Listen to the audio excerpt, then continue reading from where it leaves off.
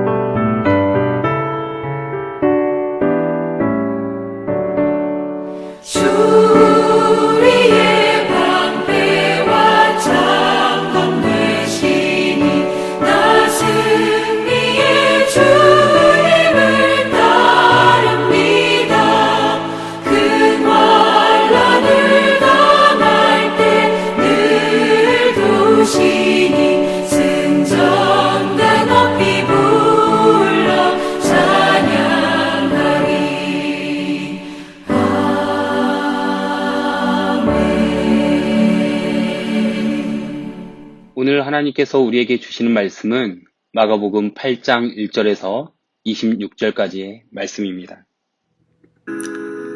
그 무렵에 또 큰 무리가 있어 먹을 것이 없는지라. 예수께서 제자들을 불러 이르시되 내가 무리를 불쌍히 여기노라.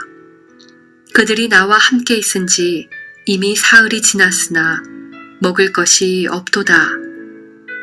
만일 내가 그들을 굶겨 집으로 보내면 길에서 기진하리라. 그 중에는 멀리서 온 사람들도 있느니라.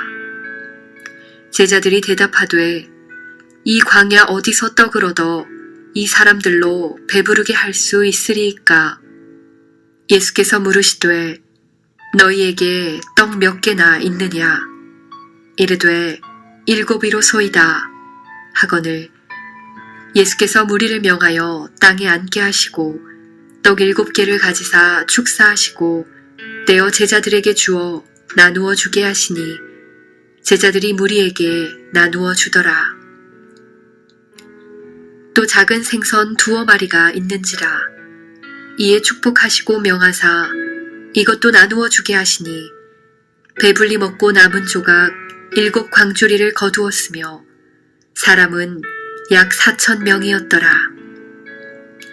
예수께서 그들을 흩어보내시고 곧 제자들과 함께 배에 오르사 달마누다 지방으로 가시니라. 바리새인들이 나와서 예수를 힐난하며 그를 시험하여 하늘로부터 오는 표적을 구하거늘 예수께서 마음속으로 깊이 탄식하시며 이르시되 어찌하여 이 세대가 표적을 구하느냐? 내가 진실로 너희에게 이르노니 이 세대에 표적을 주지 아니하리라 하시고 그들을 떠나 다시 배에 올라 건너편으로 가시니라. 제자들이 떡 가져오기를 잊었음에 배에 떡 1개밖에 그들에게 없더라. 예수께서 경고하여 이르시되 삼가 바리새인들의 누룩과 헤롯의 누룩을 주의하라 하시니 제자들이 서로 수군거리기를 이는 우리에게 떡이 없음이로다 하거늘 예수께서 하시고 이르시되 너희가 어찌 떡이 없음으로 수군거리느냐 아직도 알지 못하며 깨닫지 못하느냐 너희 마음이 둔하냐 너희가 눈이 있어도 보지 못하며 귀가 있어도 듣지 못하느냐 또 기억하지 못하느냐 내가 떡 5개를 5,000명에게 떼어줄 때에 조각 몇 바구니를 거두었더냐 이르되 12이니이다 또 7개를 4,000명에게 떼어줄 때에 조각 몇 광주리를 거두었더냐 이르되 7이니이다 이르시되 아직도 깨닫지 못하느냐 하시니라.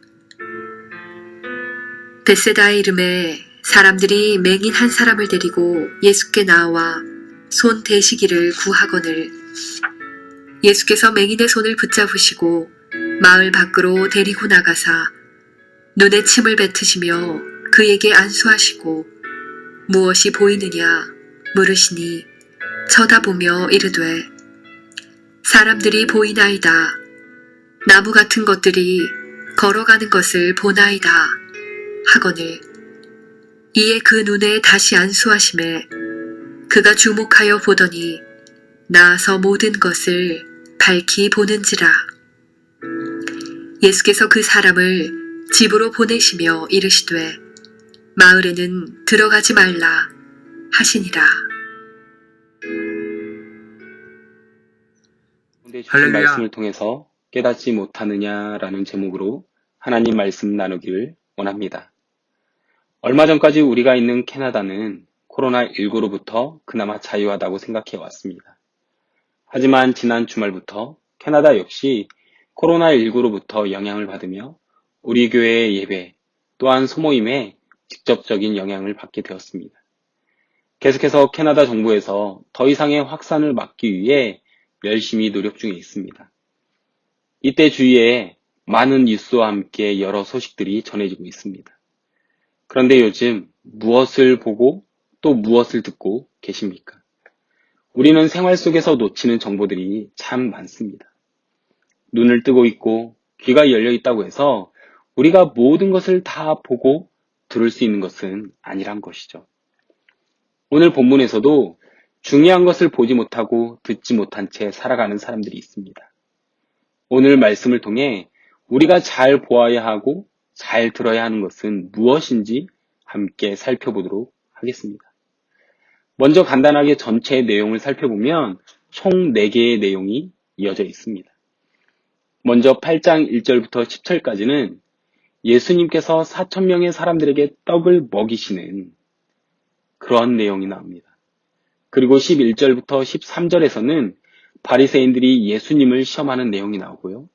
14절부터 21절까지는 예수님께서 제자들에게 떡을 비유로 말씀하시면서 바리새인들의 누룩과 헤롯의 누룩을 주의할 것을 말씀하고 계십니다. 그리고 마지막 22절부터 26절까지는 예수님께서 벳세다의 맹인을 고치시는 사역을 하고 계시죠.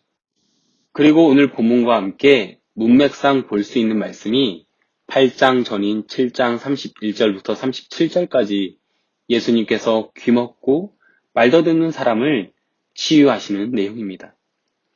순서를 보시면 이야기의 처음 그리고 끝에 듣지 못하고 보지 못하는 사람의 이야기가 있고요.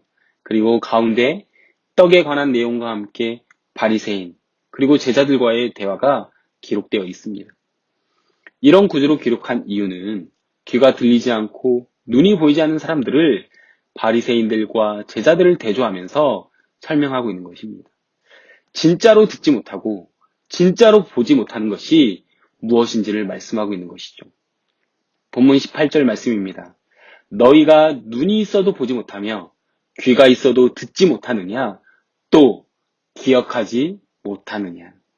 지금 바리새인들과 제자들은 눈과 귀가 있지만 보지 못하고 듣지 못하는 것으로 눈이 있고 귀가 있다고 해서 다 보고 듣는 것이 아니라는 말씀입니다. 본문 1절 말씀을 보면 그 무렵에 많은 사람이 예수님과 함께 있었습니다. 그 무렵은 아마 바로 앞에 7장 말씀을 보시면 예수님께서 귀가 들리지 않는 그 사람을 안수하시며 고치시는 사건이 많은 사람들에게 전해지면서 사람들이 몰려들기 시작한 것 같습니다. 그렇게 모인 4,000명의 사람들이 예수님과 함께 3일 동안 있었는데 그들에게서 먹을 것이 다 떨어진 것이죠.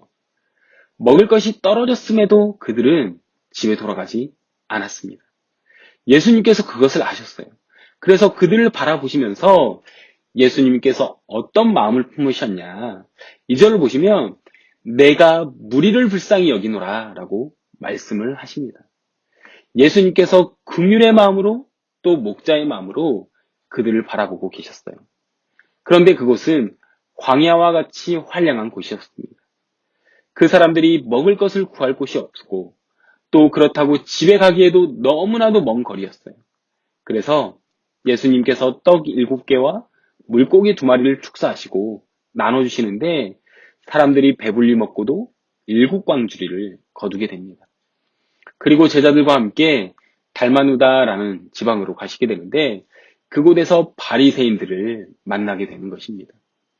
지금 예수님께서 귀먹고 말 더듬는 사람을 고치셨고 4,000명을 먹이셨다는 소문을 바리새인이 듣고 예수님을 찾아온 것입니다. 그들이 만나러 온 목적이 무엇입니까? 11절에 보시면 예수님을 힐난하고 시험하기 위함이라고 기록하고 있습니다. 여기에서 힐난하다는 것은 트집을 잡기 위해서 논쟁을 하러 왔다라는 것입니다. 믿음 없이 증거를 구하고 논쟁하고 시험하기 위해서 온 것입니다. 그런데 예수님의 반응이 어떠했습니까? 12절 말씀을 보면 그때 예수님께서 깊이 탄식했다라고 말씀하고 있습니다. 이 탄식은 가벼운 한숨이 아니라 가슴 저 밑바닥에서부터 숨을 다 끌어올려서 하시는 아주 깊은 한숨을 말하는 것입니다. 예수님의 마음이 그만큼 안타까우셨던 거예요. 그런데 8장 바로 앞에 보시면 비슷한 장면이 있습니다. 7장 34절을 보시면 귀먹고 말 더듬는 자를 보시면서 하늘을 우러러 탄식하시며 라고 되어 있는데 이때 탄식했다와 같은 단어입니다. 그러니까 귀가 들리지 않는 사람과 바리새인 앞에서 예수님이 똑같은 모습을 보이시는 것입니다. 깊이 탄식하셨다는 것입니다.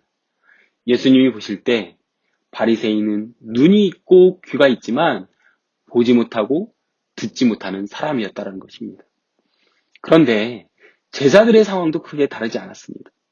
15절 말씀을 보면 예수님께서 제자들이 이렇게 말씀하십니다. 삼가 바리새인들의 누룩과 헤롯의 누룩을 주의하라. 사랑하는 성도님들, 바리새인과 헤롯의 누룩은 무엇입니까? 여기에서 헤롯은 헤롯 왕을 지지하는 유대인들을 의미하는데요. 그 당시 바리새인들과 헤롯파 유대인들은 나라에 대한 잘못된 관점을 가지고 있었는데 당시 율법 교사들은 질병이 죄 때문이라고 가르침으로 인해 질병이 있거나 장애가 있는 사람들은 이스라엘 공동체로 온전히 받아들여지지 못하는 것이 그들의 현실이었습니다. 그래서 질병 혹은 장애를 가진 이런 연약함을 가진 하나님의 백성들은 자연스럽게 점점 소외될 수밖에 없는 거예요. 이것은 예수님께서 말씀하시는 하나님 나라와는 거리가 먼 것입니다. 이 누룩이 작은 양만 들어가도 빵을 부풀게 하는 것처럼 바리새인과 헤롯의 이 잘못된 가르침을 받아들이면 오염이 되기 때문에 특별히 조심하라고 말씀하시는 거예요. 그런데 제자들은 어떻게 반응했습니까? 무슨 말인지 이해하지 못했어요. 그리고 계속해서 떡이 없다는 말만 반복하는 것입니다. 떡을 찾고 있습니다. 이런 제자들에게 예수님께서 이렇게 말씀하십니다. 19절에서 21절 말씀입니다. 내가 떡 5개를 5,000명에게 떼어줄 때에 조각 몇 바구니를 거두었더냐? 이르되 12리니이다. 또 7개를 4,000명에게 떼어줄 때에 조각 몇 광주리를 거두었더냐? 이르되 7이니이다. 이르시되 아직도 깨닫지 못하느냐 하시니라. 무슨 말입니까? 너희 5병이어와 7병이어를 경험했는데 깨닫지 못했어? 라고 하는 말씀입니다. 무엇을 깨닫지 못한다는 말입니까? 제자들은 무엇을 깨달아야 한다는 것일까요? 제자들은 광야에서도 사람들을 먹일 떡이 없다라고 걱정합니다. 마찬가지로 배 위에서도 떡이 없어 걱정하며 떡을 찾고 있는 것입니다. 결국 그 제자들은 알지 못했습니다. 그것은 바로 옆에 떡이 있는데 깨닫지 못했다는 것이죠. 예수님께서 정말 진리인데 참 떡이시고 생명의 떡이신데 아무리 말해도 깨닫지 못하는 것입니다. 예수님이 우리를 영원히 살게 하시는 생명의 떡이십니다. 우리는 그분의 살과 피를 먹고 마심으로 영원한 하나님 나라에 속한 백성이 되는 것입니다. 요즘 무엇을 보고 무엇을 듣고 계십니까? 어떤 관점으로 세상을 바라보고 계십니까? 세상 많은 사람들이 예수님을 알고 있습니다. 하지만 대부분은 그 예수님을 부인합니다. 주인으로 구원받은 자로 깨닫지 못하는 것입니다. 그렇게 눈과 귀가 있지만 보지 못하고 듣지 못한 채 살아가고 있는 것이죠. 그들을 바라보시면서 예수님은 깊이 탄식하십니다. 우리는 예수님을 바라볼 때 어떤 분으로 보고 듣고 있습니까?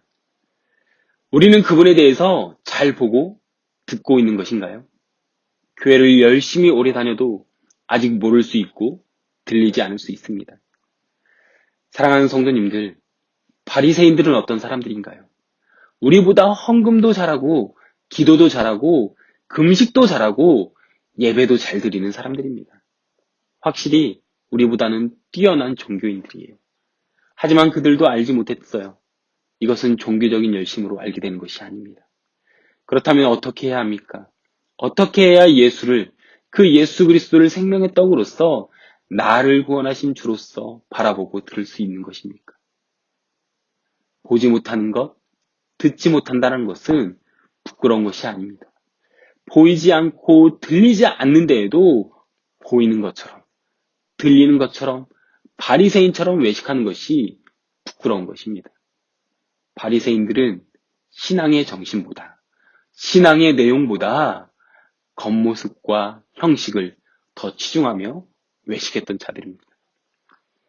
바리새인들이 예수님 앞에서 주님, 사실 저는 보지 못합니다. 듣지 못합니다. 라고 하며 저를 도와달라고 하는 이 마음과 자세로 나아갔다면 예수님께서 그들을 피해 배를 타고 떠나가셨을까요? 그럼 우리는 어떻게 해야 할까요? 우리는 먼저 우리의 신앙의 껍데기를 벗어 던져야 합니다. 들리는 척하는 껍데기, 보이는 척하는 껍데기를 벗어버려야 한다는 것이죠. 우리는 오늘 말씀에서 갈릴리 호수에서 치유받은 귀 먹고 말 더듬는 사람, 또한 맹인을 기억하시기 바랍니다. 그들은 예수님에 대한 소문을 듣고 있는 그대로 예수님께 나아갔습니다. 주님, 저희가 보기를 원합니다. 듣기를 원합니다. 예수 그리스도만이 나의 눈을 열어 보게 하실 수 있고 예수님만이 막힌 내 귀를 뚫으시고 듣게 하실 수 있다는 분명한 믿음을 가지고 겸손하게 나아가는 저와 여러분이 되기를 소망합니다. 하나님 나라는 그런 자들의 것입니다. 가까이 계시는 주님을 바라보고 바로 들을 수 있는 저와 여러분이 되기를 소망하며 주님의 이름으로 축복합니다. 기도하겠습니다.